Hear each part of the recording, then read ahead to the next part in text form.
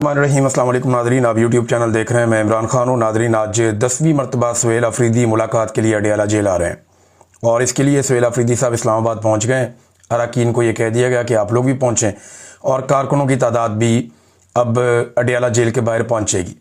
इससे पहले हमने देखा कि 2 दिन पहले अलीमा खानम पे और इमरान खान साहब की जो बाकी बहनें हैं उनके ऊपर और वहाँ मौजूद कारकुनों के ऊपर वाटर कैनन का इस्तेमाल किया गया आधी रात को सर्दी में। और कुछ लोग इसको बड़ा नॉर्मलाइज कर रहे थे, कुछ नहीं होता, बिल्कुल ये नॉर्मल है, ये पूरी दुनिया में होता है। तो ठीक है, जो जो चीज़ जहाँ जहाँ दुनिया में बुरी होती है वो सारी इकट्ठी करके पाकिस्तान में ले आए और जो अच्छी चीज़ें दुनिया में होती हैं वो कभी भी उसको काबिल तकलीद हम नहीं समझते। अब ये जो जर्नलिस्ट इस किस्म के बयानियाँ बना रहे हैं ना कि कुछ भी नहीं होता, मैंने इनको छोटी छोटी बातों पर मातम करते हुए और चिल्लाते हुए देखा है। ये तत्ते तवे पे बैठ जाते थे जब ज़रा सा हल्की सी छींक भी नवाज शरीफ साहब को जेल में आ जाती थी। ये मियाँ साहब की ज़िंदगी की ज़मानत मांगते थे, ये अदालतों में जाकर गिड़गिड़ाते थे कि नवाज शरीफ साहब को खुदा के वास्ते हमारा नवाज शरीफ हमें वापस कर दो। ये काम ये लोग करते थे। लेकिन आज इन्होंने किबला अपना किसी और तरह का बदला हुआ है। इंसानी हकूक़ के मामलात में इन्हें फ़िक्र ही नहीं है इस बात की, इनका अपना मामला चलता रहना चाहिए। सुहेल अफरीदी साहब जो हैं वो आज 10वीं मरतबा आएंगे निज़ाम को नंगा करने के लिए। ऐसा लगता तो नहीं है कि मुलाकात करवाई जाए, लेकिन अगर मुलाकात करवा दें तो इससे फ़र्क कोई नहीं पड़ता, क्योंकि अब आसिम मुनीर साहब इस्तिस्ना भी ले चुके हैं। आसिम मुनीर साहब अपने सारे मामलात कर चुके हैं, उन्हें ऐसा कोई ख़तरा भी नहीं है। और वो DGISPR की एक बड़ी दबंग किस्म की एक प्रेस कॉन्फ्रेंस भी करवा चुके हैं। तो अब मुलाकात होने दें, इससे कोई फ़र्क नहीं पड़ता। लेकिन मेरे ख्याल में ये ज़िद का मामला है, वरना इमरान खान की बीवी की तो मुलाकात कम से कम करवा देते, उनकी अहलिया की मुलाकात भी नहीं करवा रहे। बहरहाल सुहेल अफरीदी का और चंद और लोगों का नाम दिया गया है। वो आज 10वीं मरतबा इस निज़ाम के कपड़े उतारने आएंगे। तो निज़ाम जो है वो हर दफ़ा अपना एक कपड़ा खुद ही उतार के उनके कदमों में फेंक देता है। ये हालात हो गए हैं। और ये सियासतदान जो आज ये सारा माहौल इंजॉय कर रहे हैं ना, बिलावल समेत, बिलावल साहब कल दोबारा आए सामने। बिलावल जरदारी ने लाहौर के अंदर कुछ एक्टिविटीज़ की हैं और उसके बाद कहा जी PTI जो है दहशत गर्दों की तरह बिहेव करती है तो इनके ऊपर पाबंदी लगनी चाहिए। बिलावल साहब, कराची में असला कौन बांटता था? आपका वज़ीर दाखिला। गैंग वॉर कौन करता था? Pakistan People's Party. अभी इंडिया ने एक मूवी भी बनाई है वो रहमान डकैत के ऊपर। ये किसका आदमी था? बेनज़ीर भुट्टो की गाड़ी चलाता था ना, याद है आपको? बिलावल, आपको मैं याद दिलाता हूँ ये मिर्ज़ा साहब क्या गुल खिला रहे थे, रहमान डकैत क्या कर रहा था, उज़ैर बलोच किसका साथी है। ये जो कराची के अंदर एक अंडरवर्ल्ड पूरा काम करता था, किसके लिए काम करता था? खालिद शहनशाह क्यों कत्ल हुआ था और उसके किनके साथ ताल्लुकात थे? तो बिलावल जरदारी साहब दहशतगर्द कौन है और कौन असला और बंदूक इस्तेमाल करता है, सारी दुनिया को पता है। अल जुल्फ़िकार किसकी थी, ये भी सारी दुनिया को पता है। आप ही की फैमिली ने बनाई थी ना अल जुल्फ़िकार। क्या कारनामे उन्होंने किए थे? क्या पाकिस्तान तहरीक इंसाफ ने आज तक बंदूक उठाई? एहतजाज उन्होंने ज़रूर किया, एहतजाज किया, मुकाबला किया। एक आदमी आप ऐसा नहीं दिखा सकते जिसको पाकिस्तान तहरीक इंसाफ ने गोलियां मारी हो या किसी एहतजाज में उन्होंने गोलियां चला दी हो या कहीं पे उन्होंने हमला कर दिया। एहतजाज करने वो ज़रूर गए कहीं पे। लोग जब एहतजाज करने वालों पे गोली चलती है, आंसू गैस चलती है, तो लोग रिटेलिएट करते हैं बाद वक़्त, लेकिन गोली किसी ने नहीं चलाई। ये तुर्रा इम्तियाज़ जो है ये पीपल्स पार्टी को तो हासिल है, MKM को भी हासिल है, कई और जमातों को हासिल है। तहरीक लब्बैक वालों ने भी काफ़ी मार कुटाई की है, लेकिन PTI ने वो नहीं किया। तो बिलावल ना बताएं दुनिया को कि दहशतगर्दी क्या होती है और दहशतगर्द किस तरह के होते हैं, उनका तो ये बनता ही नहीं है बताना। और अब वो पाकिस्तान तहरीक इंसाफ के ऊपर पाबंदी के बहाने इसलिए ढूंढ रहे हैं कि इन्हें ये समझ आ गई है कि पाकिस्तान तहरीक इंसाफ को मैदान में शिकस्त देना नामुमकिन है। लिहाजा मैदान में शिकस्त देने की बजाय बेहतर यह है इनको मैदान से ही आउट करो। उसके लिए गेम की जा रही है, देखते हैं क्या करते हैं। बहरहाल सुहेल अफरीदी साहब जाएंगे और फिर दोबारा खबर बनेगी, दोबारा वो धरना देंगे, बैठेंगे, शोर मचाएंगे।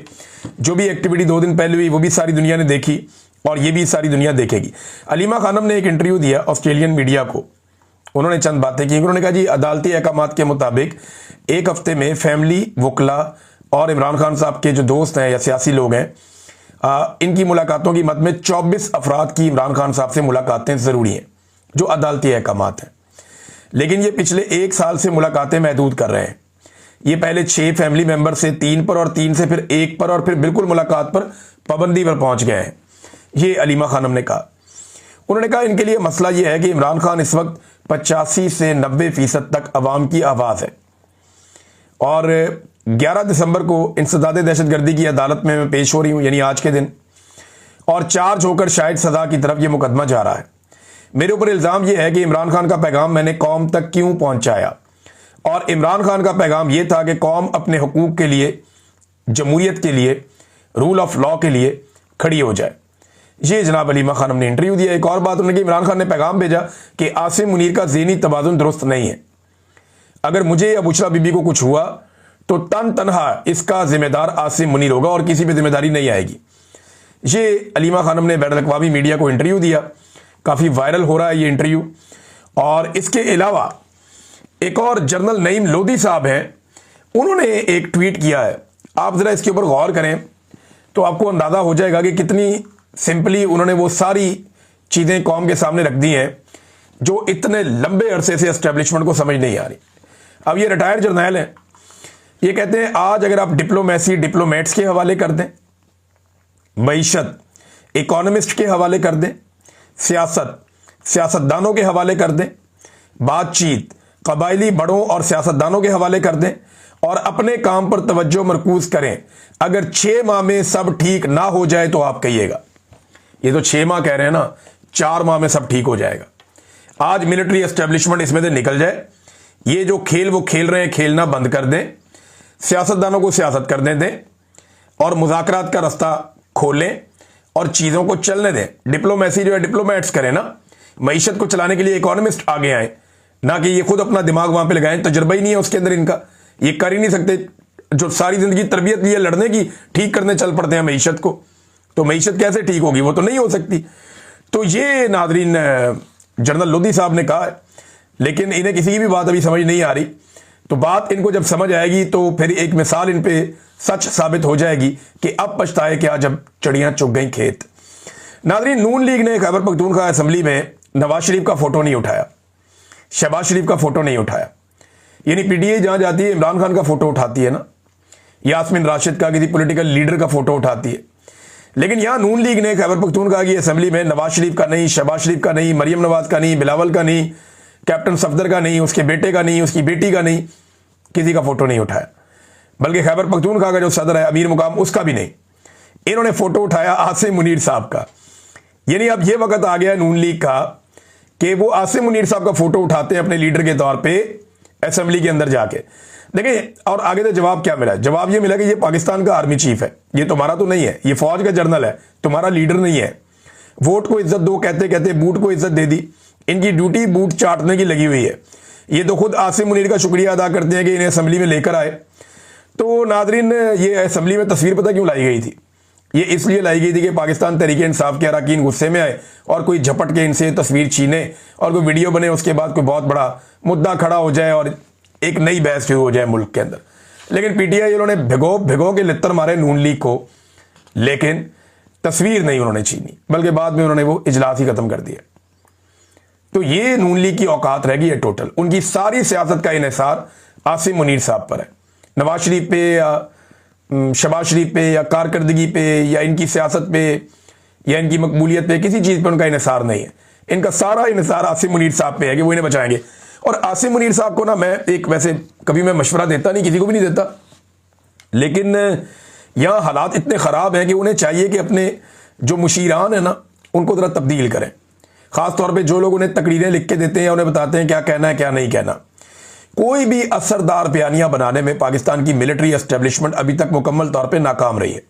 आसिम मुनीर साहब कोई भी एक ऐसी तकरीर या एक ऐसा जुमला नहीं कह पाए जो कौम जिसको फॉलो कर रही हो, या उसको अब पुराना माल ले आते हैं, उसकी नई पैकिंग करके बेचने की कोशिश करते हैं। यानी वही बातें जो ज़ियाउल हक के दौर से चली आ रही हैं, वही बातें जो मुशर्रफ के दौर से चली आ रही हैं, जो बातें गुज़िश्ता डिक्टेटर्स कह चुके हैं, वही बातें दोबारा दोबारा होती हैं। यानी हरमैन शरीफैन की हिफाजत वाला जो बयानिया है वो आपको याद है कि जनरल मुशर्रफ ने भी बेच दिया था, जनरल ज़ियाउल हक ने भी मादी में बेच दिया था। अब तो यानी हमारा एक नया बयानिया होना चाहिए कि हम हमास के हथियारों से इसराइल की हिफाजत करने जाएंगे और इसराइल के तहफ़्फ़ुज़ की ज़मानत जो फ़ौजें देगी उनमें एक पाकिस्तान की फ़ौज भी मुबैना तौर पर हो सकती है। अब तो बयानिया ये बनाना चाहिए। इमरान खान ने रियासत मदीना कहा, उसकी जगह पे जनरल साहब को बताया गया कि आप रियासत तैयबा का नाम ले लें, तो क्या फ़र्क है? यानी इमरान खान का बयानिया ही अगर आपने बाद में लेकर आना था तो फिर इमरान खान को निकालने का फायदा क्या हुआ, अगर उसी की नकल करनी है तो। और पाकिस्तान जिंदाबाद की जगह पाकिस्तान हमेशा जिंदाबाद इन्होंने लगा दिया। अब जिसने भी ये मशवरा दिया हमेशा जिंदाबाद वाला, उसके तो दिमाग पे मुझे मातम करने को दिल करता है। भाई पाकिस्तान जिंदाबाद, जिंदाबाद का मतलब क्या है कि ये हमेशा जिंदा रहेगा, इसमें हमेशगी शामिल है। ये पाकिस्तान हमेशा जिंदाबाद ये क्या है? आप जोर से कहना पाकिस्तान, तो आगे से सारी दुनिया ये कहेगी हमेशा जिंदाबाद, कोई नहीं कहेगा। जब आप कहेंगे पाकिस्तान, सारे बोलेंगे जिंदाबाद। तो चंगा भला पाकिस्तान का 78 साल से नारा चल रहा था और किसी बंदे ने यह मशवरा दे दिया कि जनाब आप ना कहा करें पाकिस्तान हमेशा जिंदाबाद। और भाई जिंदाबाद के अंदर जो है वो हमेशगी ऑलरेडी मौजूद है। ये उर्दू को जानने वाला, कोई बुनियादी जानने वाला आदमी भी बता देगा कि ये जुमला ही गलत है। पाकिस्तान जिंदाबाद ये रियल वर्ड है। जब आप हमेशा जिंदाबाद कहते हैं तो जिंदाबाद का मतलब ही हमेशा का है। जिंदाबाद यानी जिंदा रहेगा, तो उसमें हमेशगी पहले से ही आ गई है। बहरहाल लिख के देने वाले भी जो है ना वो नैले ही है। मुझे लगता है जनरल साहब को अपनी टीम के बारे में सोचना चाहिए। अब नाजरीन ने कुछ इतलात आ रही हैं और ये मेरे पास बराह रास्त नहीं है। कुछ जर्नलिस्ट हैं, रियाजुल हक साहब हैं, कुछ और लोग हैं, कुछ लोगों ने वीडियो भी इस पे बनाई है। वो दावा कर रहे हैं कोई फैमिली ब्लॉगर्स और टिकटॉकर्स को इकट्ठा किया जा रहा है और बजाहिर यह है कि कोई बिग ब्रदर है जो इकट्ठा कर रहा है और उसको कोई फरिश्ता करार दिया जा रहा है कि बिग ब्रदर जो है वो फरिश्ते हैं, बड़े कमाल लोग हैं। देखिए मैं चंद चीज़ें सामने रख देता हूँ, ये जरा फैमिली ब्लॉगर्स भी गौर से मेरी बात सुन लें। मुझे उनसे बड़ी हमदर्दी है। मैं एक्चुअली ये चीज़ें देखता नहीं हूँ, मेरी दिलचस्पी सिर्फ सीरियस कंटेंट में होती है। अपना रिसर्च के लिए इतना टाइम गुजर जाता है, सारा दिन खबरों के अंदर चीज़ें पढ़ने में, बहुत सारी चीज़ें लिखने में। मैं बल्कि किताब के ऊपर काम कर रहा हूँ, कोई डॉक्यूमेंट्रीज पे काम कर रहा हूँ, तो बिल्कुल टाइम मिलता ही नहीं है। फिर कोई ना कोई इवेंट्स आ जाते हैं, पीछे फ्लड था उसमें बहुत भाग दौड़ करनी पड़ी, अभी हर हफ्ते कोई ना कोई इवेंट आ जाता है तो उसमें भी जाना पड़ता है, टाइम मिलता नहीं है। लेकिन मैं इन्हें एक मशवरा लगे हाथों दे देता हूँ कि इन्हीं बिग ब्रदर्स की वजह से आज तक पाकिस्तान में इदारे नहीं बन पाए। इन्हीं की वजह से कभी सियासी और माशी इस्तेहकाम पाकिस्तान में नहीं आया। इन्हीं बिग ब्रदर्स की वजह से क्लाशनकोफ कल्चर पाकिस्तान में आया। इन्हीं की वजह से आधा पाकिस्तान 1971 में टूट गया। बलूचिस्तान और कबायली इलाकों में जबरी गुमशुदगियां यही बिग ब्रदर्स करते हैं। उसामा बिन लादेन पाकिस्तान में इन्हीं की वजह से मारा गया। जबरी गुमशुदगियां पाकिस्तान में जितनी भी हो रही हैं, चाहे वो सहाफ़ियों की हो रही हैं, चाहे वो सियासतदानों की हो रही हैं, चाहे बाकी लोगों की हो रही हैं, इसमें वकला की भी हुई हैं, और जितने इंसानी हकूक़ के लिए आवाज़ उठाने वाले लोग हैं उनको जबरी तौर पे लापता किया गया है। ये सारी जबरी गुमशुदगियां, इनके पीछे आपके बिग ब्रदर्स ही होते हैं। हुकूमतें बनाने और गिराने में भी बिग ब्रदर्स होते हैं। चादर और चार दीवारी का तकद्दुस जब भी पामाल होता है तो पुलिस वालों के साथ कोई ना कोई बिग ब्रदर होता है। कायदे आजम फातिमा जना, लियाकत अली खान, हुसैन शहीद सोहरवर्दी, वली खान, जुल्फ़िकार अली भुट्टो, बेनज़ीर भुट्टो और इमरान खान तक तमाम लीडर्स जो निशाना बने इन्हीं बिग ब्रदर्स का निशाना बने। यानी इन्हीं बिग ब्रदर ने जनरल बाजवा की एक्सटेंशन की ख्वाहिश पर मुल्क में रजीम ही तब्दील कर दिया और इन्होंने ही 2024 का पाकिस्तान के जो मैंडेट है, अवाम ने जो मैंडेट दिया था, पूरा इलेक्शन बिग ब्रदर्स ने चोरी कर दिया। मन मर्जी की FIR लोगों के ऊपर करवा दी। सहाफ़ियों को, वकीलों को, इंसानी हकूक़ के लिए आवाज़ उठाने वालों और अपने हकूक़ मांगने वाले तमाम तबकात के लोगों को जबरी तौर पर लापता किया। जजों और सियासतदानों के कमरों में जो खुफिया कैमरे लगाए गए वो भी बिग ब्रदर्स के ऊपर इल्जाम लगता है। ब्यूरोक्रेसी को अपनी मर्जी से इन्हीं बिग ब्रदर्स ने चलाया। सियासी मामलात में कभी बराह रास्त और कभी बिलवास्ता मुदाखलत करते रहे यही बिग ब्रदर्स, और बार बार इन्होंने अपने हलफ को तोड़ा। कायदे आजम मोहम्मद अली जिन्ना जो पाकिस्तान के बानी हैं, उनके फरमान की भी इन्होंने खिलाफ वर्जी की। कभी ये जहादी बनाते हैं, कभी दहशतगर्द बनाते हैं। तो पाकिस्तान में जो एक तजर्बागाह बनाकर रख दी गई, पाकिस्तान को एक ऐसी लेबॉर्ट्री बना दिया गया जहां हर तरह का तजर्बा हुआ, तो इन तजर्बों के पीछे सबसे ज्यादा बिग ब्रदर्स रहे हैं। देखिए, हमें पाकिस्तान में किसी बिग ब्रदर की जरूरत नहीं है। हमें पाकिस्तान में आईन की बालादस्ती की जरूरत है, रूल ऑफ लॉ की जरूरत है, इंसानी हकूक और शख्सी आज़ादियों की जरूरत है, आज़ाद अदलिया और आज़ाद मीडिया की जरूरत है, मैंडेट के एहतराम की जरूरत है। पाकिस्तान में रूल ऑफ लॉ चाहिए, मुल्क में मेरिट की जरूरत है। अब इन टिकटॉकर्स को या यूट्यूबर्स को, जो फैमिली ब्लॉगर्स हैं, इनको जो अफसरान तंग कर रहे थे ना, ये अफसरान मेरिट के ऊपर नहीं आए हुए थे, ये मेरिट के खिलाफ आए हुए थे ज्यादातर लोग। और क्योंकि इनको बिग ब्रदर्स लेकर आए थे, वो इन्हें अपने मकासद के लिए इस्तेमाल करते रहे कि इमरान रियाज को पकड़ लो, फलाने को पकड़ लो, उसको पकड़ लो, इसको पकड़ लो, तो ये उनके लिए खिदमात कर रहे थे, तो ये आपे से बाहर हो गए और इन्होंने 2 नंबरी शुरू कर दी। अगर ये बिग ब्रदर्स का नाम ना लेते तो शायद बिग ब्रदर्स को कभी कोई एतराज ना होता। आज पाकिस्तान के ऊपर जो नाअहल और करप्ट टोला मुसल्लत है, उसके पीछे भी ये बिग ब्रदर्स हैं। अब ये जो टिकटॉकर्स हैं, या जो फैमिली व्लॉगर्स हैं, या तो एस्टेब्लिशमेंट अपने अरबों के बजट में से इनको करोड़ों रुपया दे हर महीने ताकि इनका नुकसान ना हो। और देखें, अवाम की राय के खिलाफ अगर कोई वारदात वाकई डाली जा रही है तो मैं एक बात सीरियसली बता दूं कि पाकिस्तान के जो सबसे बड़े सियासी एक्टर्स हैं ना, वो इस मुल्क में नाकाम हो गए। एक्चुअली तो ये लोग इंटरटेनर्स हैं, ये लोगों को इंटरटेन करते हैं। तो इंटरटेनमेंट इंडस्ट्री के लोग तब तक कामयाब रहते हैं जब तक कि वो लोगों के साथ जुड़े रहते हैं और लोगों की नजर में कंट्रोवर्शियल नहीं होते। जब वो कंट्रोवर्शियल हो जाते हैं तो उनका डिक्लाइन शुरू हो जाता है देर सवेर। तो इस चीज से बचने के लिए इन तमाम फैमिली व्लॉगर्स को मेरा ये मशवरा है कि अगर आप पे दबाव डाला भी जा रहा है तो कोशिश करें कि जितना हो सके इस कंट्रोवर्सी से आपने बचना है। बिग ब्रदर आपको थोड़ी देर के लिए अच्छा लग सकता है, हमें भी थोड़ी देर के लिए बहुत अच्छा लगता था, लेकिन ये ज्यादा देर के लिए या लंबे अरसे के लिए ये नुकसानदेह है और इसने पाकिस्तान को बहुत नुकसान पहुंचाया।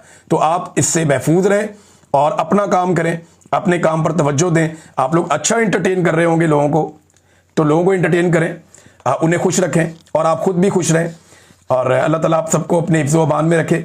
लेकिन इस तरह की अगर कोई चीज़ आप करने जा रहे हैं तो एक मरतबा सोचिएगा ज़रूर, क्योंकि बाद में फिर आपको भी ये कहना पड़ेगा कि अब पछताए क्या जब चिड़ियाँ चुग गई खेत। तो इससे आपने बचना है। नाज़रीन, एक खबर मैं आपको और देता हूँ। देखिए, पाकिस्तान में और भारत में एक ही दिन में 2 एक्टिविटीज़ हुई और दोनों एक्टिविटीज़ में आपके सामने रखूंगा तो आपको फ़र्क पता चल जाएगा। एक ही दिन अमेज़न ने यह ऐलान किया कि वो भारत में 35 अरब डॉलर्स की सरमायाकारी करने जा रहा है और उसी दिन पाकिस्तान ने यह ऐलान किया कि IMF पाकिस्तान को 1.3 अरब डॉलर्स कर्जा देने जा रहा है। अंदाजा करें आप, ये भारत है और ये पाकिस्तान है। एक के तैयारे गिरे और एक ने गिराए, लेकिन हम कहां खड़े हैं। 35 अरब डॉलर सिर्फ एक कंपनी भारत में सरमायाकारी लेकर आ रही है और पाकिस्तान से सारी कंपनियां जो बैनुल अक़वामी थी वो एक एक करके भागती जा रही हैं, पाकिस्तान से निकलते जा रहे हैं। तो ये कॉन्फिडेंस क्यों नहीं कर रहे लोग पाकिस्तान पे? 1.3 अरब डॉलर पाकिस्तान ने लिया, क्या हम इसी काम के लिए रह गए हैं, कर्जे लेने के लिए? और भारत सरमायाकारी भारत के अंदर लेकर आ रहा है। पाकिस्तान इतनी सरमायाकारी पिछले कई सालों में नहीं ला सका जितनी एक एक सौदे में भारत अपने मुल्क के अंदर ले आता है। बेशक वो बड़ा मुल्क है, लेकिन हमारे पास भी पोटेंशियल है, हम उनके साथ ही आजाद हुए। हमारे रुपए की जो कदर है वो भारत से ज्यादा थी, आज भारत से कम है और बहुत कम है।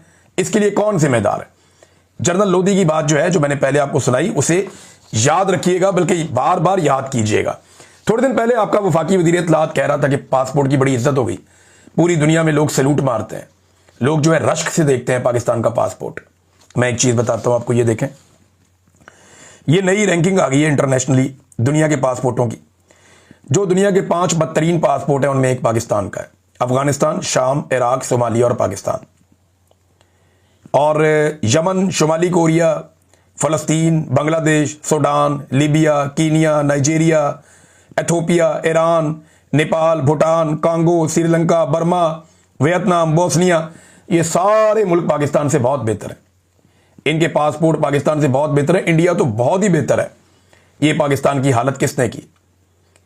किसने की पाकिस्तान की ये हालत? और क्यों हुई ये पाकिस्तान की हालत? लोग क्यों हम पर एतबार नहीं करते? इसलिए कि हम दुनिया को धोखा देते हैं और पाकिस्तान की हुकूमतें और पाकिस्तान की एस्टेब्लिशमेंट इसके लिए सबसे बड़ी जिम्मेदार है। नादरीन, एक डाटा मैंने आपको दिखाया था अपने पिछले वीलॉग में।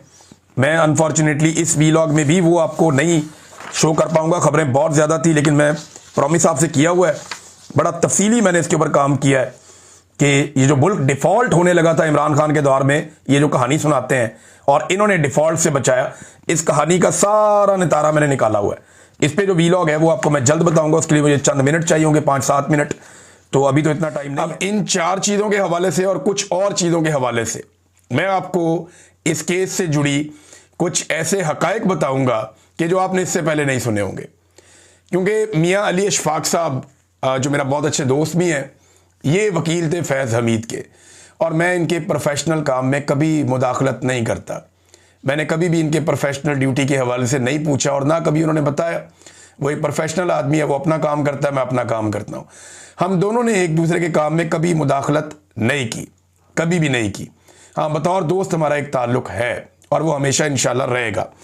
अब मैंने आज उनसे जब टेलीफोन रब्ता किया, मैंने कहा जी अब तो आपका केस का फैसला आ गया है, तो अब मुझे आप बताएं कि इस केस के अंदर क्या था और हकायक क्या है। तो उन्होंने मुझे कुछ ऐसे हकायक बताए जो मैं आपके सामने अभी रखने वाला हूं थोड़ी देर में। कुछ चीज़ें मुझे दीगर सोर्सेज से पता चली, वो भी आपके सामने मैं रखूंगा। और ये कैसे कौम को एक नया मंजन बेचा गया, ये भी मैं आपके सामने रखूंगा। एक तो नाजरीन आप ये याद रखिएगा कि जनरल फैज़ हमीद के ऊपर 4 किस्म के इल्ज़ामात हैं, जिसकी बुनियाद के ऊपर जनरल फैज़ के खिलाफ ये फैसला सुनाया गया है। इस पर ख्वाजा आसिफ का ट्वीट है, इंफॉर्मेशन मिनिस्टर जो है उसका ट्वीट है, दीगर बहुत सारे लोग इसके ऊपर ट्वीट कर रहे हैं। तो जो 4 इल्ज़ामात हैं जिनका तस्करा हो रहा है, इनमें एक इल्ज़ाम है जी सियासी सरगर्मियों में मुलव्वस होना, दूसरा इल्ज़ाम है जी ऑफिशियल सीक्रेट एक्ट के खिलाफ वर्जी करना, इख्तियारात का नाजायज़ इस्तेमाल करना, सरकारी वसाइल का गलत इस्तेमाल करना और लोगों को नुकसान पहुंचाना, ये इनके ऊपर इल्ज़ामात हैं। तो 4 इल्ज़ामात लग गए जनरल फैज़ पे और वो कहते हैं जी साबित हो गए और इस बुनियाद पे सज़ा सुनाई गई। क्या ये सज़ा सुनाई गई है? तो इसका जवाब है कि सज़ा नहीं सुनवाई गई। मैंने अभी कंफर्म किया है, ना वकील को ना फैमिली को किसी को भी बुलाकर बाकायदा सज़ा नहीं सुनाई गई। मिलिट्री कोर्ट हो या दुनिया की कोई भी कोर्ट हो, वो बाकायदा बुलाते हैं, बुलाकर खड़ा करते हैं और वहाँ पे सज़ा सुनाते हैं। हो सकता है फैज़ हमीद जहाँ पे मौजूद है वहीं पे जाके फ़ौजी ऑफिसर ने फैज़ हमीद के सामने खड़े होकर या उसको बैठाकर या खुद बैठकर वहाँ पे सज़ा सुना दी हो, लेकिन अभी तक मैं आपको ये कंफर्म कर रहा हूँ कि इस सज़ा को सुनाए जाने का जो एक बाकायदा तरीका होता है उसको अडॉप्ट नहीं किया गया। मैं इससे पहले कि इसमें मज़ीद हक़ाइक़ आपके सामने रखूँ, मैं एक चीज़ आपको बताना चाहता हूँ अपने तौर पर, और डिस्क्लेमर देना बहुत ज़रूरी है। मेरे पे जब मुझे ISI ने अगवा किया ना, तो उन्होंने कहा जी तुम फैज़ हमीद से मुलाकात करते रहो। मैंने कहा ये सारी ज़िंदगी में इस आदमी को मिला ही नहीं, मैंने इस आदमी से सारी ज़िंदगी कोई मुलाकात नहीं की। आप ये साबित कर दें, मुझे फांसी पे लटका दें। फैज़ हमीद आपका जर्नैल है, आप उसको उठाकर पूछें, वो आपको बताया कि पूरी ज़िंदगी में उसने मेरे से एक मुलाकात की हो या एक बात की हो या एक पैगाम उसने मुझे दिया हो या मैंने उसे दिया हो। तो जो सज़ा आप मुझे देना चाहें, मुझे फांसी में लटका दें। तो इस पे ISI वाले बहुत हैरान हो गए थे। उन्होंने परसेप्शन ये बनाई हुई थी कि जैसे मेरे फैज़ हमीद से ताल्लुकात होंगे या किसी और जर्नैल से, लेकिन वो ये साबित नहीं कर सके। साबित क्या कर सके, उनके पास कुछ था ही नहीं, उनको पता ही नहीं था। बल्कि उसके बाद वो लोग शर्मिंदा से ही रहते थे। फैज़ हमीद का नाम जब भी लेते थे शर्मिंदा होकर ही लेते थे। तो मैं उन्हें कहता था लाओ ना कोई सबूत, बताओ ना, फैज़ हमीद तुम्हारे पास है, पूछो उसको, तुम्हारा जर्नैल है। मैं सारी ज़िंदगी उसको मिला ही नहीं, पूरी ज़िंदगी इस शख्स को नहीं मिला। और इन्होंने जनाब एक कहानी घड़ दी थी। एक तो मैं ये बताना चाहता हूँ। दूसरा, क्योंकि मुझे ISI ने अगवा किया था और सियासी मुदाखलत के लिए अगवा किया था, मुझे नदीम अंजुम के दौर में ISI ने अगवा किया और सियासी मकासद के लिए अगवा किया और मेरे से जितनी बातचीत की सियासत के हवाले से की और मुझे अपनी सियासत के लिए वो इस्तेमाल करना चाहते थे। जितने मुतालबात उनके थे सारे सियासी नौइयत के थे, उनमें कोई एक भी मुतालबा ऐसा नहीं था जो गैर सियासी हो। तो नदीम अंजुम ने और ISI ने सियासत में बदतरीन जो है मुदाखलत की थी मेरे मामले में भी। तो मैं तो बहुत खुश हूं कि एक जर्नैल को सियासत में मुदाखलत पे सज़ा हो रही है, लेकिन हकायक इसके बरक्स हैं। नंबर 1, फैज़ हमीद की फैमिली को या उसके वकील को बुलाकर यह फैसला नहीं सुनाया गया जो तरीक़ाकार होता है, किसी को आगाह नहीं किया गया।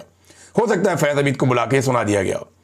यह फैसला व्हाट्सएप के ऊपर जारी किया गया और सबको पहुंचा दिया गया और अब यह फैसला आप देख रहे हैं। इस फैसले के बाद ना 3-4 बड़े सवालात पैदा हो गए हैं पाकिस्तान में।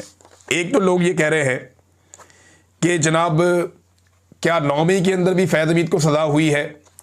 नंबर 2, बहुत सारे लोग मामला उठा रहे हैं ना, एक मोहसिन बेग साहब हैं, एक 2-3 और सहाफ़ी हैं, वो ये कह रहे हैं कि जी अब 9 मई का मामला है फैज़ हमीद के ऊपर, लिहाजा इमरान खान भी इसके अंदर फंसेगा, ये कह रहे हैं। एक तो 9 मई, नंबर 2 क्या इमरान खान को भी फैज़ हमीद के साथ सज़ा होगी, ये बात पूछी जा रही है। नंबर 3 फैज़ हमीद का क्या बनेगा। नंबर 4 सवाल ये है कि जो बाकी हैं उनका क्या बनेगा। आइए आपको इन चारों सवालात के जवाब देते हैं। नंबर 1, यहाँ पे कहीं नहीं लिखा कि फैज़ हमीद को 9 मई में सज़ा हुई है। तफसीली फैसला आएगा, चीज़ें सामने आएंगी तो पता चलेगा। और अगर 9 मई में फैज़ हमीद को सज़ा दी तो फैज़ हमीद क्या अकेला था? फैज़ हमीद क्या अकेला पूरा 9 मई कर सकता है? इसके अंदर पे पूरा का पूरा जत्था मुलव्वस होना चाहिए, बहुत सारे और फौजी भी मुलव्वस होने चाहिए। फैज हमीद से ऊपर या फैज हमीद के नीचे किसी एक शख्स को भी फैज हमीद के साथ सजा नहीं दी गई। क्या एक अकेला जर्नैल ये सारा कुछ कर सकता है? क्या इतनी बड़ी सियासी मुदाखलत और इतने बड़े खेल वो अपने जूनियर ऑफिसर्स की मदद के बगैर खेल सकता है? क्या उनमें से किसी को सजा हुई? किसी एक को भी नहीं हुई। फैज हमीद को अकेले को सजा हुई। इसका मतलब यह है कि इन्होंने ढोंग किया है, कौम को बेवकूफ़ बनाया कि हम एहतसाब कर रहे हैं और सिर्फ अपनी अना को तस्कीन दी है। फैज हमीद की सज़ा जो है वो अवेपोरेट हो जाएगी। इसको इन्होंने ठीक तरीके से सज़ा नहीं दी और ना ही ठीक तरीके से इसको ट्रायल किया है। मुझे ऐसा लगता है कि इसके अंदर दो नंबरी है। 9 मई का मामला किसी जगह पे जिक्र नहीं है, किसी जगह पे इसका अमल दखल नहीं है। क्या इमरान खान को सज़ा होगी? कैसे होगी? यानी फैज हमीद को शामिल करना पड़ेगा ना कि सियासी मुदाखलत फैज हमीद ने की और इमरान खान उसका हिस्सा था, इसी पे सज़ा हो सकती है ना। दो मामला हैं जिनको इमरान खान के साथ जोड़ा जा सकता है। एक, फैज हमीद ने ऑफिशियल सीक्रेट एक्ट की खिलाफ वर्जी की। दूसरी सज़ा क्या हो सकती है कि फैज हमीद ने इमरान खान के साथ मिलकर सियासत की। यही बयानिया बनाया जा रहा है ना। ये दो चीज़ें, नंबर एक, सियासत में मुदाखलत के हवाले से जब ट्रायल के दौरान फैज हमीद और उसके वकील से यह कहा गया सियासत में मुदाखलत के हवाले से और इल्ज़ामात सामने रखे गए, तो उन्होंने पूरी एक लिस्ट दे दी और उस लिस्ट के अंदर सियासतदानों के, सहाफ़ियों के और दीगर लोगों के नाम थे। नाम मैं आपको अभी नहीं बता रहा क्योंकि मैं भी अंडर ओथ हूं, तो मैं कुछ चीज़ें आपको नहीं बताऊंगा जो मेरे सोर्सेज से मुझे पता चली हैं।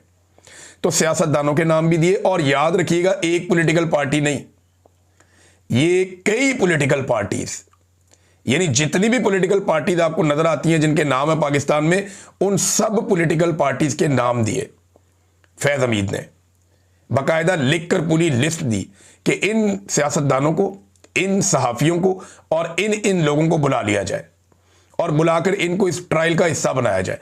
एक बंदे को भी नहीं बुलवाया गया। वो बार बार कहते रहे बुलाओ ना इनको, सियासत पे जो इल्ज़ाम आप मेरे पे लगा रहे हैं कि मैंने सियासत की है तो इन सारों को बुला लो। लेकिन इन्होंने सियासत में मुदाखलत पे फैज हमीद को सजा देनी नहीं थी। ये बात आप फिर समझ लीजिए कि सियासत में मुदाखलत पे फैज हमीद को पक्की सजा देनी नहीं थी।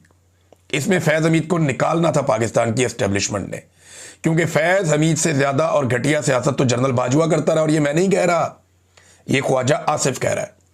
ख्वाजा आसिफ ने कहा कि मैंने अपनी पूरी जिंदगी में इतनी सियासत नहीं की जितनी एक साल में मैंने जनरल बाजवा को सियासत करते हुए देखा। और उस वक्त जब रजीम चेंज ऑपरेशन हुआ और उसके बाद एक साल तक फैज हमीद DGISI के ओहदे पर नहीं था। उस वक्त DGISI के ओहदे पर नदीम अंजुम था और जनरल बाजवा पाकिस्तान का आर्मी चीफ था। ये लोग सियासत में मुदाखलत कर रहे थे, तो इन दोनों को किसी किस्म की कोई सजा नहीं हुई, इन दोनों को बुलाया नहीं गया। इनको बचाने के लिए और इनके बाद आने वालों को बचाने के लिए और इनसे पहले जाने वालों को बचाने के लिए फैज हमीद का केस इंतहाई कमजोर रखा गया। सिर्फ सियासत में मुदाखलत का एक लफ्ज इस्तेमाल किया गया। पूरी लिस्ट लिख कर दी थी नून लीग के लोगों की, PTI के लोगों की, पीपल्स पार्टी के लोगों की, MQM के लोगों की, फजलुर रहमान के लोगों की, हर बंदे की, कोई पॉलिटिकल पार्टी, आप नेम एनी पार्टी, सबका लिख कर दिया था कि जनाब इन सारों को बुलाएं, बुलाकर पूछें सियासत में कहां कहां पे किस किस ने मुदाखलत की। उसमें बहुत सारे जर्नैल और बहुत सारे पर्दा नशीन उसके अंदर फंसते थे। लेकिन उन सबको बचाने के लिए ये गोल मोल किस्म का जुमला जरूर शामिल किया गया, लेकिन बदकिस्मती से सियासत में मुदाखलत के मामले पे फैज हमीद पे सही तरीके से ट्रायल नहीं चलाया गया। अगर सही तरीके से ट्रायल चलाते तो कई जर्नैल लटक जाते, कई बंदे और इसके अंदर आ जाते, कई सियासतदान भी इसमें आ जाते और पाकिस्तान में अच्छा खासा सफाया हो जाता गंद का। लेकिन बदकिस्मती से यह नहीं किया गया। बाकी जर्नैलों के साथ क्या होगा? अच्छा, क्या इमरान खान को इसमें सजा हो सकती है? इसके लिए क्या इमरान खान को फौजी अदालत में ले जाएंगे? सवाल ही पैदा नहीं होता। वो मुल्क का साबिक वजीर आजम है और वजीर आजम को कोई सीक्रेट एक्ट ऐसे नहीं होता कि आप वजीर आजम के साथ आपने कोई चीज शेयर कर दी है। इमरान खान साहब पे एक साइफर वाला मुकदमा बनाया था, वो हाई कोर्ट ने उड़ाकर रद्दी की टोकरी में फेंक दिया। इसके अलावा उसके पल्ले और कुछ नहीं है, एक ही मुकदमा बन सकता था। और कौन सा ऑफिशियल सीक्रेट एक्ट है? क्या वजीर आजम को इन्फॉर्म नहीं किया जाएगा सीक्रेट मामला, तो किसको इन्फॉर्म किए जाएंगे? तो यह भी एक मजायका खेज बात है कि इमरान खान पे इस पे भी एक मुकदमा बन जाएगा। और एक चीज मैं आपको और बता दूं कि इमरान खान साहब पे अगर किसी एक चीज़ में भी मुकदमा बनाना है और उन्हें फौजी अदालत में लेकर जाना है तो आलमी सतह के ऊपर इतना रोला बनेगा और पाकिस्तान के अंदर इतना रोला बनेगा कि जो ये फैसला करेगी तो मिलिट्री एस्टेब्लिशमेंट ही करेगी ना। आसिम मुनीर साहब ने करना है तो ये सर पकड़ के बैठ जाएंगे बाद में। इमरान खान को ये पाकिस्तान की अदालतों में पेश नहीं कर सकते। इमरान खान को ये अभी तक पाकिस्तान की अदालतों में कहीं पे पेश नहीं कर सके। ये अदालत को लेकर अडयाला जेल जाते हैं। ये इमरान खान को फौजी अदालत में लेकर जाएंगे, इनकी औकात है? सवाल ही पैदा नहीं होता। इनके लिए मुसीबत बन जाएगी। और फैज़ हमीद को इमरान खान के साथ जोड़ें तो तब ना, जब फैज़ हमीद ने पूरी लिस्ट दी है सियासतदानों की, लाओ इन सबको। फिर कब लाएंगे इन सबको, कैसे लाएंगे? तो इमरान खान पे ट्रायल होना है हाई कोर्ट में, सुप्रीम कोर्ट में या बाकी अदालतों में। बाकी अदालतों के अंदर हो सकता है। और अगर इस केस को उसके साथ जोड़ा गया तो पहले फैज़ हमीद के मामलात को निपटाना पड़ेगा। अब फैज़ हमीद के पास ऑप्शन क्या है, पहले ये भी आप देख लें। एक तो ये है कि ये अपील में जा सकता है। पहली अपील का जो फोरम है फैज़ हमीद के लिए वो आर्मी चीफ है, फील्ड मार्शल आसिम मुनीर। तो आर्मी चीफ पहला फोरम है। दूसरा फोरम है हाई कोर्ट, तीसरा फोरम है सुप्रीम कोर्ट। तो 3 जगह पर ये अपील कर सकता है और कोई टाइम इसकी पाबंदी नहीं है। यानी जब ये आर्मी चीफ को अपील करेगा फैज़ हमीद कि भाई मुझे रिलीफ दिया जाए या मेरी अपील सुनी जाए, तो आर्मी चीफ की मर्जी है, जब तक मर्जी ना सुने वो अंदर रख सकता है फैज़ हमीद को। अब चंद सवालात मेरे और हैं कि क्या फैज़ हमीद को इमरान खान की तरह ट्रायल किया गया? लेकिन इससे पहले मैं एक बात आपको बता दूं कि रास्ता जो खुलना चाहिए था ना, जिसके ऊपर हम सारे खुश हो रहे हैं कि जर्नैल टंगेगा, इससे पहले भी जर्नैल टंगे हैं, जर्नैलों को इससे पहले भी सजाएं हुई हैं, लेकिन सजाएं इनकी माफ़ हो जाती हैं। मिसाल के तौर पे ये आप देखें ना, कुछ अर्सा पहले एयरफोर्स के एक बंदे को सज़ा होती है और उसके बारे में खबर आती है जनाब कि इसको 10 साल सज़ा सुनाई गई है और इसने कोई गद्दारी की है पाकिस्तान के साथ, जबकि उसकी फैमिली ये बताती है कि ये पोल खोल रहा था और ये एतराज़ कर रहा था करप्शन के खिलाफ जो इदारे के अंदर होती है। तो ये साबिक एयर मार्शल जवाद सईद, इसको 10 साल की सज़ा सुनाई गई, फिर उसने एयर चीफ को अपील कर दी और एयर चीफ ने वो सज़ा जो है वो 2 साल कर दी। अब उसमें से कितना अरसा तो कट गया पहले ही, अब ये छूट जाएगा। यही ऑप्शन फैज़ हमीद के पास भी मौजूद होगा। अगर आसिम मुनीर नहीं छोड़ेगा तो ये मामला चला जाएगा हाई कोर्ट में। तो हाई कोर्ट के अंदर और एक फौजी अदालत के अंदर ज़मीन आसमान का फ़र्क है। जो मैंने अभी तक इंफॉर्मेशन इकट्ठी की है, इन्होंने जानबूझकर बहुत सारे लूप होल्स छोड़े हैं। सियासत में मुदाखलत में तो सज़ा हो ही नहीं सकती भाई, किसी को बुलाएंगे, सुनेंगे, कोई गवाह होगा, कोई शवाहिद होंगे, ये तो जानबूझकर इन्होंने किया है। क्योंकि अगर फैज़ हमीद को सियासत में मुदाखलत में सज़ा दी होती सही तरीके से तो फिर नदीम अंजुम को भी देनी थी, जनरल बाजवा को भी देनी थी, अभी जनरल आसिम मलिक है उनको भी देनी थी, फिर बाद में फील्ड मार्शल आसिम मुनीर को भी देनी थी। लेकिन फील्ड मार्शल आसिम मुनीर ने एक काम किया। अभी ये जो लोग बयानियां बना रहे हैं ना, उछल कूद कर रहे हैं कि जनाब फौज के अंदर एहतसाब का अमल आप देखें, जनाब आप ये देखें कि फौज ने अपने बंदे का एहतसाब कर दिया।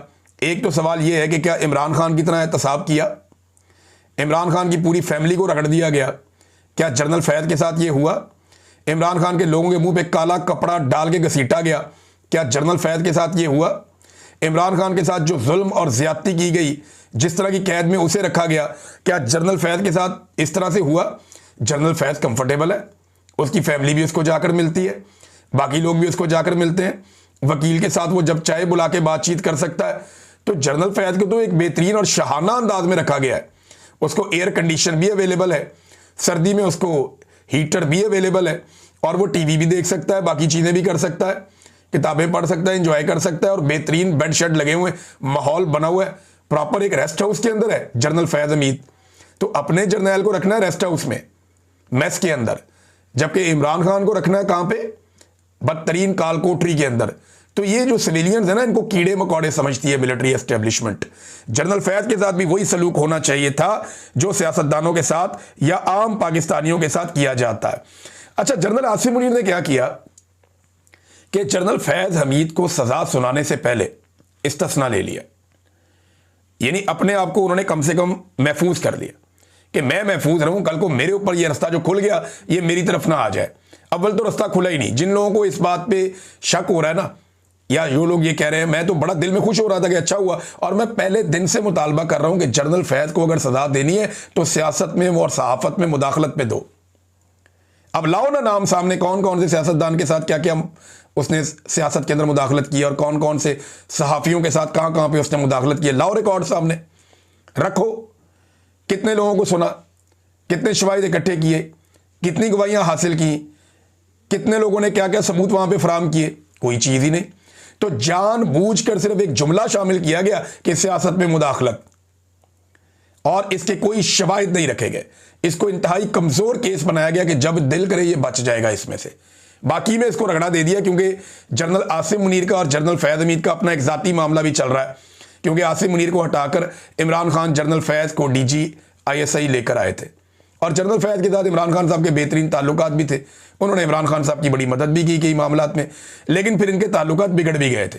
एक टाइम ऐसा आया था कि इमरान खान साहब ने जनरल फैज़ हमीद का नंबर अपने मोबाइल फ़ोन से ब्लॉक कर दिया था, और जनरल फैज़ हमीद चाह भी रहे थे कि जनरल बाजवा और इमरान खान के बीच में सुलह करवाएं, जिस पे इमरान खान साहब ने उनका नंबर, एक वक्त आया था कि जनरल बाजवा का और जनरल फैज़ का दोनों का नंबर ब्लॉक कर दिया था। ये खबर मैं आपको बहुत पहले दे चुका हूं। तो आर्मी चीफ ने पहले तो ले लिया जनाब इस्तिस्ना, और उसके बाद दी जनरल फैज़ को सजा। तो यहां से आप नेक नियति का अंदाजा कर सकते हैं कि फौज के अंदर जो एहतसाब का एक ढिंडोरा पीटा जाता है कि सियासत में मुदाखलत पे एहतसाब होगा, तो मैं आपको फिर बता दूं कि सियासत में मुदाखलत पे फौज ने एहतसाब करने का कोई इरादा जाहिर नहीं किया। और ये केस जो है, इसके अंदर भी जनरल फैज़ के लिए बहुत सारे रास्ते छोड़े गए ताकि जनरल फैज़ कल को थोड़े अरसे के बाद वो इन केसेस से निकलकर पाकिस्तान से ही बाहर चला जाएगा। पाकिस्तान से बाहर ना चला गया तो चंद साल उसे पाकिस्तान में रखा जाएगा, और वैसे भी वो कंफर्टेबल पोजीशन में है, उसको कोई ऐसी तकलीफ में तो रखा नहीं है जैसी तकलीफ में इमरान खान को रखा है। फैसल वाडा ने ये फैसला जो है ये चंद दिन पहले सुना दिया था, वसीम बदामी के प्रोग्राम में ARY पे बता दिया था। 14 साल का जिक्र भी उसने किया था। तो 14 साल की सजा हुई है जनरल फैज़ हमीद को। तो फैसल वाडा को कैसे पता था? ये सिर्फ फैसल वाडा को नहीं, कुछ और लोगों को भी पता था। ये कोई अदालती फैसला नहीं है कि जज जब फैसला सुनाए तब सबको पता चले। ये तो मुशावरत के साथ होता है, अंदर खाते बातें हो रही होती हैं। वहां पे जो डमी अदालत होती है, ना उस आदमी का कानून के साथ कोई ताल्लुक है, ना किसी और चीज़ के साथ कोई ताल्लुक है। जो ये केस सुन रहा है एक जूनियर ऑफिसर होता है, और वो सीनियर ऑफिसर्स की मर्जी का इंतजार करता है, जैसे ऊपर से हुक्म आ जाता है वैसा ही वो फैसला सुना देता है। तो नादरीन, जितने लोग खुश हो रहे हैं कि जनरल फैज़ हमीद को सजा हो गई और सियासत में मुदाखलत पर जर्नैलों के एहतसाब का रास्ता खुल गया, वो लोग ज़रा ब्रेक लगाएं और इंतज़ार करें तफसीली फ़ैसले का। जब तफसीली फ़ैसला आएगा तो आपको पता चलेगा कि इसके अंदर टके की कोई औकात नहीं है। इन्होंने किसी गवाह को बुलाकर नहीं सुना, जो लिस्ट फ्राहम की गई उसमें से किसी आदमी को नहीं बुलाया गया, खुद भी किसी बंदे को, किसी सबूत को सामने नहीं रखा गया। तो सियासत में मुदाखलत के मामले पर, जिस पे पूरी कौम की दिलचस्पी है, इस मामले पर कम से कम जनरल फैज़ हमीद को सज़ा नहीं सुनाई गई। और जो लोग इससे उम्मीद लगा रहे हैं कि इसमें इमरान खान को लपेट के सज़ा दे दी जाएगी, तो उस सज़ा की औकात टके की नहीं रहेगी। अगर कोई मामला बनाया भी गया तो जैसे 300 मुकदमात बनाए हैं, उससे मिलती जुलती कोई कार्रवाई कर दी जाए, कोई कागजी कार्रवाई कर दी जाए तो कर दी जाए। इसकी कानूनी और आईनी हैसियत सिफर है, इसमें इमरान खान को रगड़ा नहीं दिया जा सकता। हाँ, बहुत सारे लोगों को इकट्ठा रगड़ा लग सकता था अगर बाकायदा जो लिस्ट फ्राहम की गई थी उसके मुताबिक लोगों को बुला लिया जाता। तो नादरीन, ये वो केस था। बाकी चीज़ों पे बाद में बात करेंगे। सुहेल अफरीदी साहब अदालत में पहुंचे हुए हैं और अडयाला के बाहर वंस अगेन 10वां चक्कर है उनका। अलीमा खानम ने बड़े सख्त बयान दिए हैं, दीगर खबरें भी हैं, लेकिन टाइम काफ़ी ज़्यादा हो गया, वो शेयर करते हैं आपके साथ नेक्स्ट वीलॉग में। अब तक के लिए इतना ही, अपना ख्याल रखिएगा, अपने इस चैनल का भी। अल्लाह हाफ़िज़।